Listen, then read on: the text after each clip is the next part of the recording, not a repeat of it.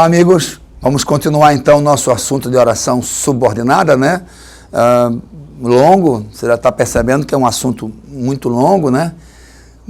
Exige também uma certa atenção, porque a gente vai recorrer a conhecimentos morfológicos, né? Você viu que a primeira oração era substantiva, a segunda oração foi adjetiva e agora uma terceira oração subordinada, adverbial. Eu estou falando de morfologia dentro da sintaxe, como... Sim, a gente não pode, né, separar uma coisa radicalmente, né, uma parte da outra. Na verdade, a gente tem estudos morfossintáticos, né?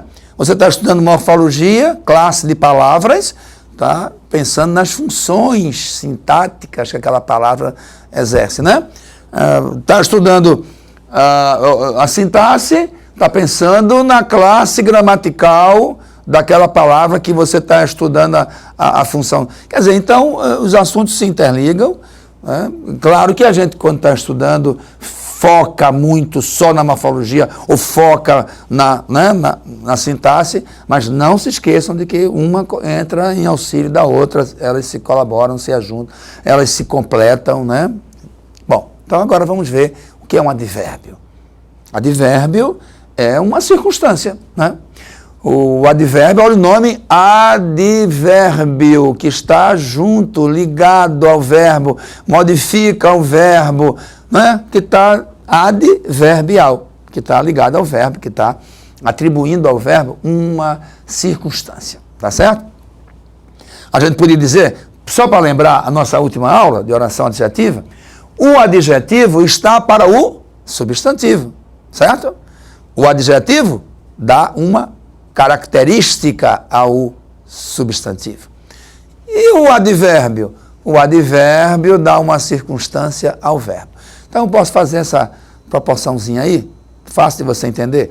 O adjetivo está para o substantivo, assim como o advérbio está para o verbo. Então eu vou dar uma qualidade ao verbo? Não dou qualidade ao verbo, eu dou ao verbo circunstância. Circum, em torno de... Então, há uma ação, eu imagino que há uma ação aqui, e que existe uma... Em torno dessa ação, eu vou acrescentar uma noção de tempo, de lugar, de modo, de intensidade, de afirmação, de negação. Não é complemento, é um acréscimo, tá? Isso é um adjunto, tá certo?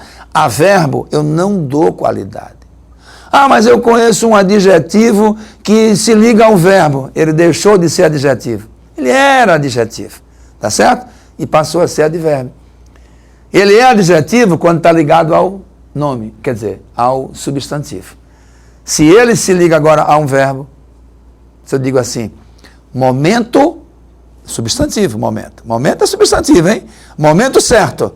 Certo é adjetivo. Qualidade do momento. Agora, agiu certo. Não é o mesmo certo? É, mas ele agora é um advérbio. Porque ele agora não está dando uma qualidade, ele está indicando o modo como você agiu. Está entendendo?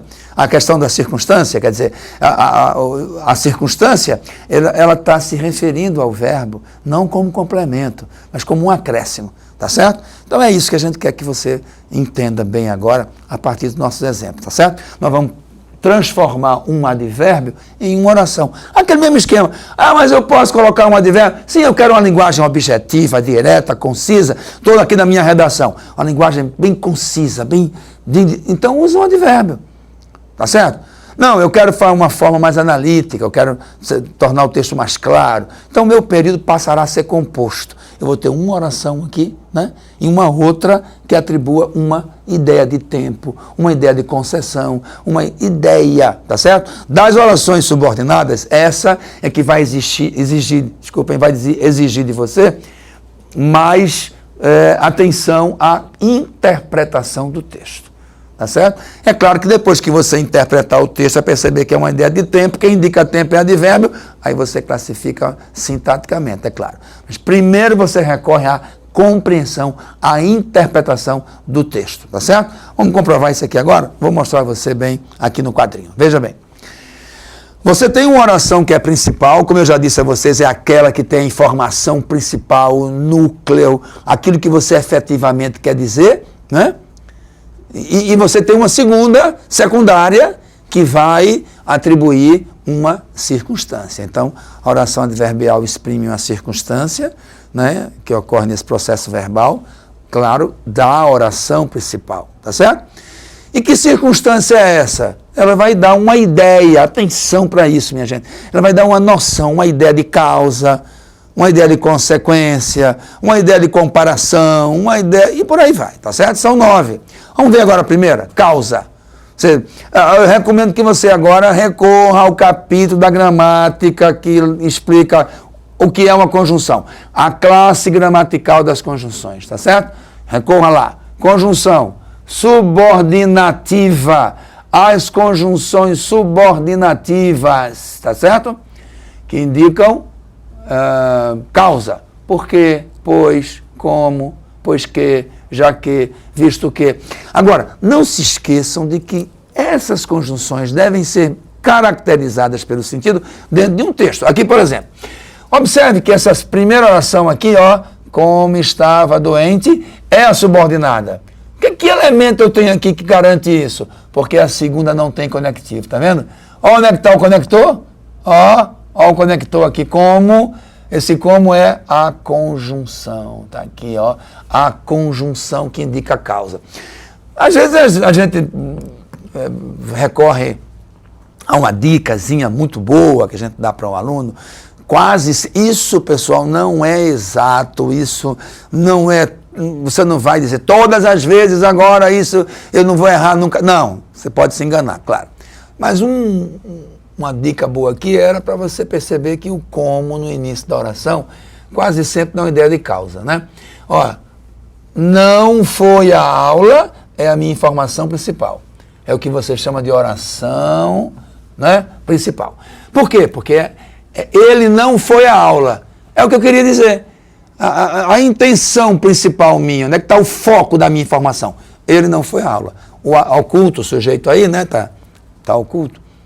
Tá desinencial. Ele, olha, imagina um contexto aí, estamos conversando agora sobre um aluno. Eu vou dizer, o aluno não foi à aula. Né? Mas aí eu já disse a ideia, eu já dei minha informação, está completo, não precisa mais nada aí. Agora, atenção, eu vou acrescentar uma informação de causa. Mas ninguém pediu essa informação. Pronto, é isso que eu quero dizer a você.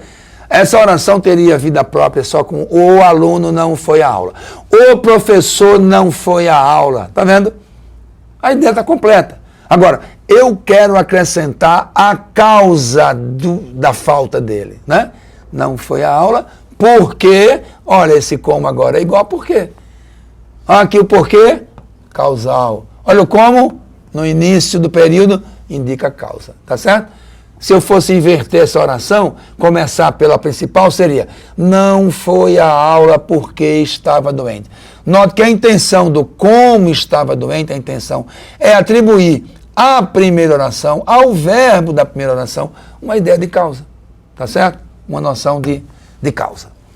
Consequência, resultado de tudo que é feito com excesso, com exagero, né? Consecutiva. Repare, toda vez que você tiver a expressão intensificadora, tão, tal, tanto, tamanho, tamanha, né?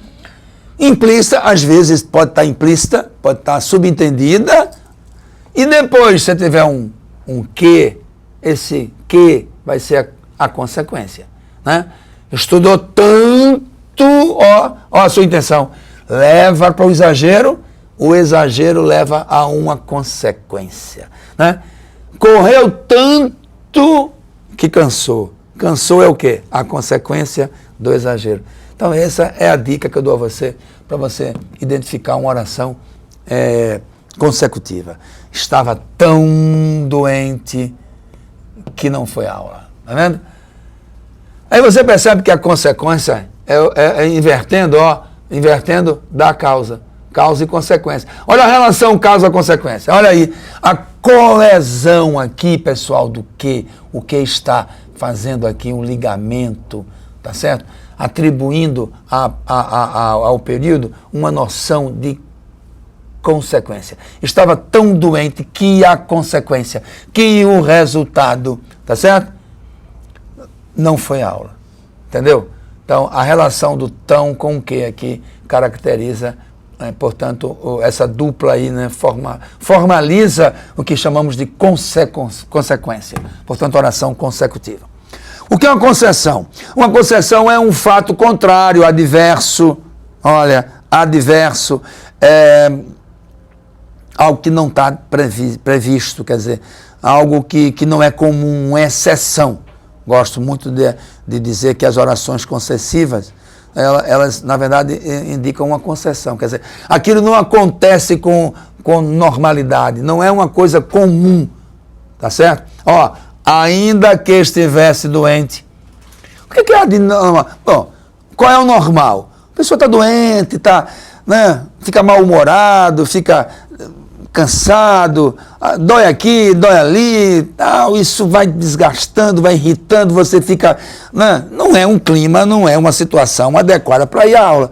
Mas apesar disso, tá vendo? Atenção, apesar de, tá vendo aqui?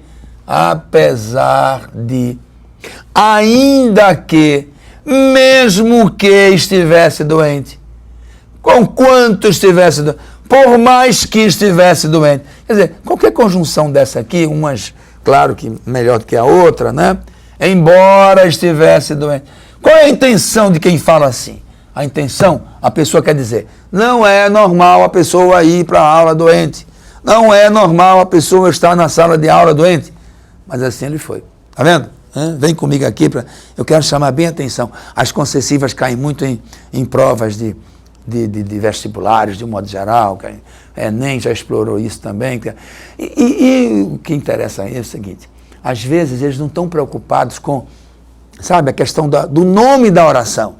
Se essa oração é subordinada, adverbial, concessiva, nome, não esqueça, entenda o significado. Porque ele vai te pedir lá em qual alternativa há uma ideia de concessão. Pronto. O nome da oração tem pouca importância nesse momento, né? Então ele quer saber se você tem capacidade de detectar uma ideia de concessão. Quer dizer, onde é que há uma exceção aí? Onde é que há um caso especial, diferente? Tá certo? É isso que a gente está querendo. É possível que lá no texto da questão já exista a ideia de concessão, com um embora, um ainda que, o mesmo que. Então, o mesmo se diz em qual alternativa? Lá em cima você percebe, isso aqui é uma concessão. Onde é que é lá embaixo uma concessão? Isso é muito comum, você já viu isso em provas de vestibulares, tá certo? Por quê? Porque esse tipo de oração apela muito para leitura, para capacidade de compreensão de texto, tá certo? Então, tá aí, a concessão significa para a gente aquilo que não é normal, portanto, uma exceção. Condicional. A condição apresenta uma condição necessária à ocorrência ou não, né? A não ocorrência do fato expresso na oração principal. Isso quer dizer o seguinte, uma coisa só acontece se a outra acontecer. Pronto. Tá? Dependência, tem um regime aí, uma situação de dependência. Você vê isso muito em casa, né? Painho, papai, eu quero sair. Se você fez o seu trabalho, se você fizer a sua obrigação, cumpriu a obrigação, você vai. Então, como é que você vai sair? Se você cumprir com sua obrigação. Está entendendo? Quer dizer, um fato, uma coisa depende da outra. Né? Aí você tem, por exemplo, se eu tivesse dinheiro, então eu sairia. A ação de sair depende. Então, condição, no dia a dia você vive isso, tá certo? Você pode sair, mas numa condição. Né? Eu gostaria muito de casar com a sua filha. Aí o pai, mas numa condição. Vai trabalhar, né? Vai trabalhar, vai ganhar dinheiro, vai. Então, a condição é essa. Você atrela uma situação à outra, né? Uma coisa só acontece se a outra acontecer. Por isso que é condicional, tá certo? Mais uma vez, todas as orações adverbiais vão exigir de você isso aqui. Isso. Quer dizer, a compreensão, a interpretação do texto, tá certo? Não irá à aula se estiver doente. Quer dizer, se estiver doente, não irá. Então se ele estiver bom, então ele irá. Uma coisa depende da outra. Comparativa apresenta um ser, quer dizer, coisa, fato com o qual se compara o processo expresso na oração principal. Então aqui as conjunções comparativas, que, do que, né? quanto, como, assim, bem como se, que nem. Ó, cuidado com esse que nem, uma locução que indica comparação, né? Muito usual na fala, na linguagem coloquial, na fala, na oralidade, o que nem, em algumas regiões do Brasil, é de muito uso, tá certo? E está corretíssimo, pode usar, algumas pessoas têm preconceito com que nem, nada, é normal. Gilberto Gil tem uma canção chamada Procissão que diz: olha, lá vai passando a procissão, se arrastando que nem cobra pelo chão, que nem cobra pelo chão.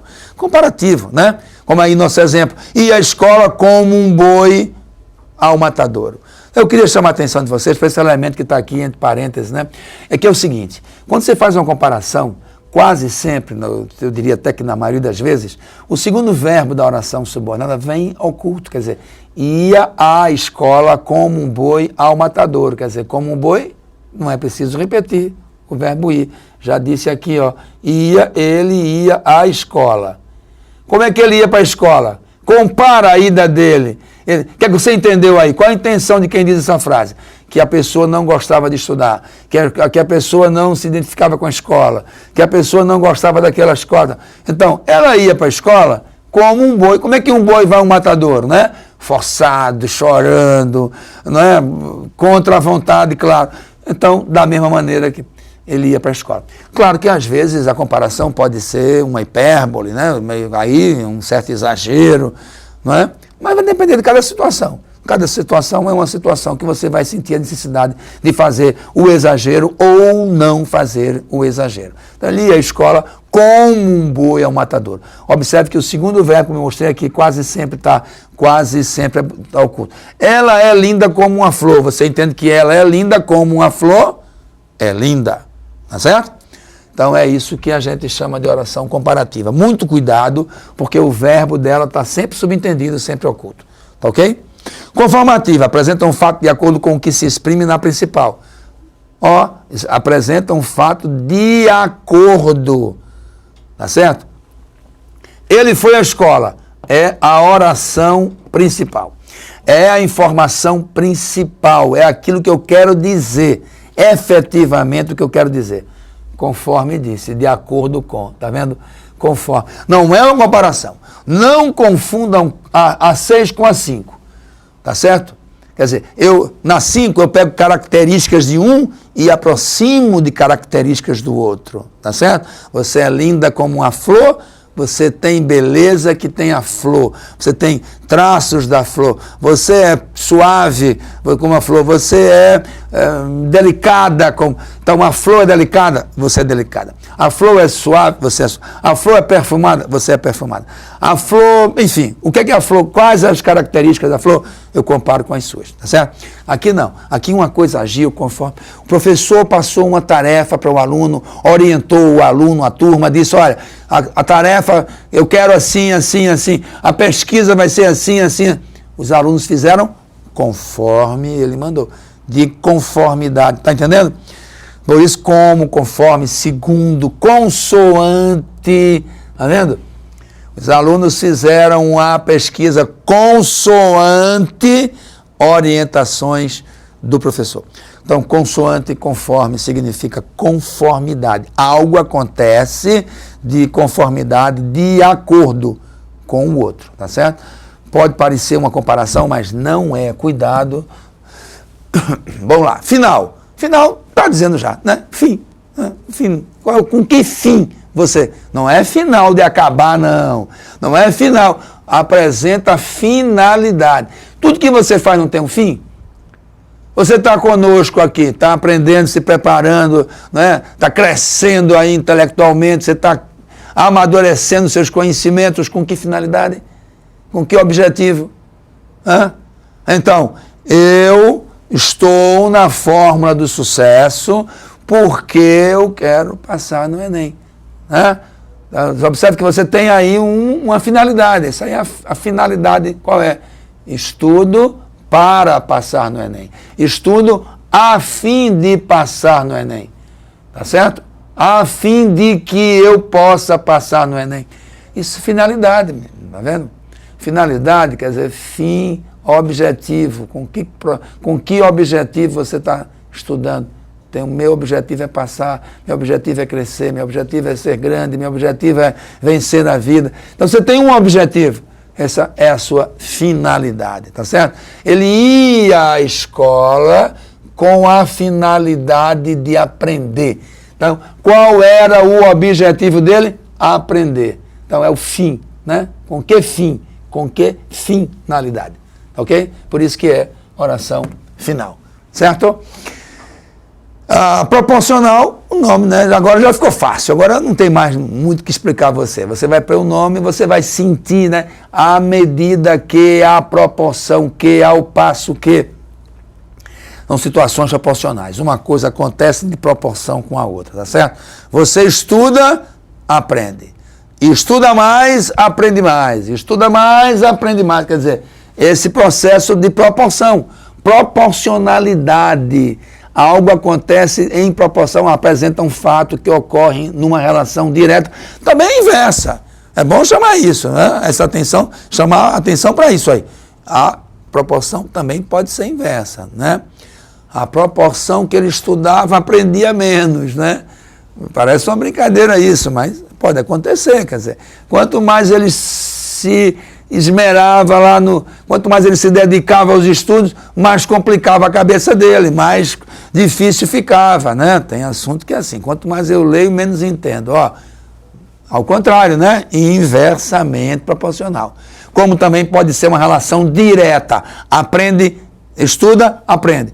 Estuda mais, aprende mais. Então vai subindo proporcionalmente, tá certo?